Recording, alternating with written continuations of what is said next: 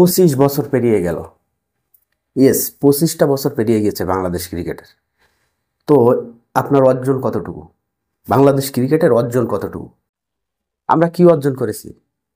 আমরা অর্জন করেছি পঞ্চপাণ্ডব, আমরা অর্জন করেছি বিশ্বসেরা অলরাউন্ডার, আমরা অর্জন করেছি মিস্টার ডিপেন্ডেবল, আমরা অর্জন করেছি ক্যাপ্টেন ফ্যান্টাস্টিক, আমরা অর্জন করেছি দ্য ফিনিশার।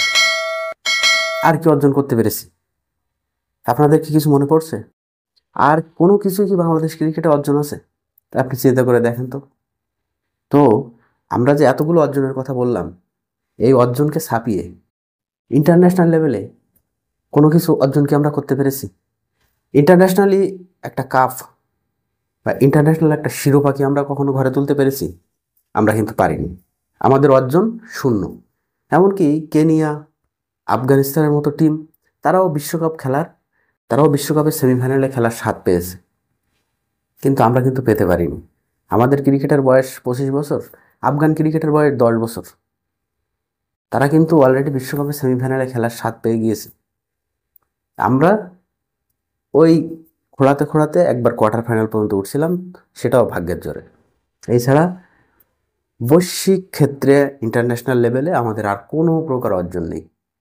তো আপনি এত এত অর্জন যেগুলোর কথা প্রথমে বললাম, এই অর্জনগুলো থেকে আপনার লাভ কী হলো? কোনো কি লাভ হয়েছে? ব্যক্তিগতভাবে কিছু ফেস ভ্যালু হয়তো বাংলাদেশ পেয়েছে। আর কি পেয়েছে?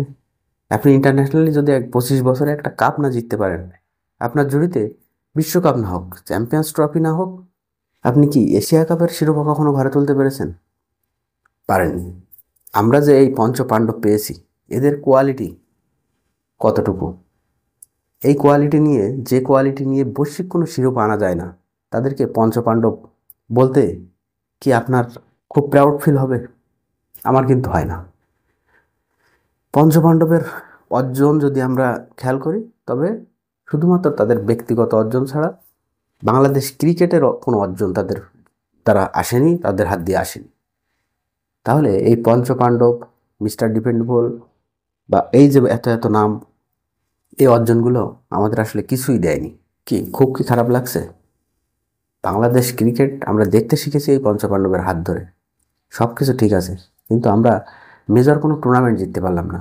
হয়তো এখান থেকে আরও 25 বছর যাবে, বাংলাদেশ ক্রিকেট যে গতিতে আগাচ্ছে বা বাংলাদেশ ক্রিকেটের যে ধারণ আমরা বুঝতে পারছি, বাংলাদেশ ক্রিকেট আরও 25 বছর পরে, অর্থাৎ যখন 50 বছর পূর্তি উদযাপন করবে, তখন আমরা দেখব আফগানিস্তান ক্রিকেট টিম অলরেডি 1টা থেকে 2টা বৈশ্বিক শিরোপা জিতে গিয়েছে।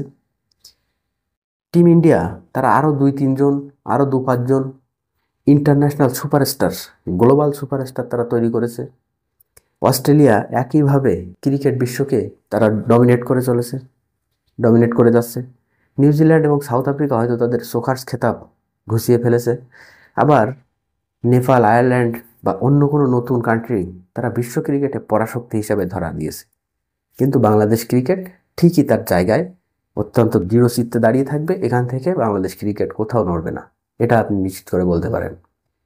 এবং আমরা প্রাউড ফিল করব ওই পঞ্চপাণ্ডব নিয়েই। এছাড়া আমাদের অর্জন আর কিছু নেই।